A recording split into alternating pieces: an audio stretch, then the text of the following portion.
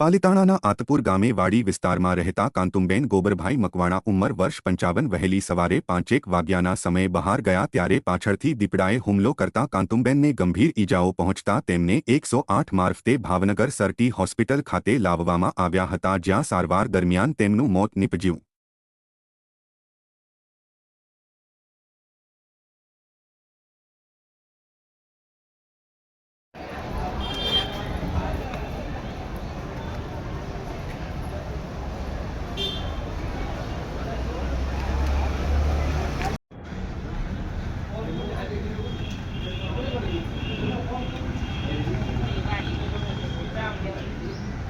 બેન ગોબરભાઈ મકવાણા, ગામ આતપુર સાતબારા વાડી વિસ્તારમાં રહેતા. સવારમાં બહાર જવા માટે ગયેલા હતા, દીપડાએ પાછળથી હુમલો કર્યો અને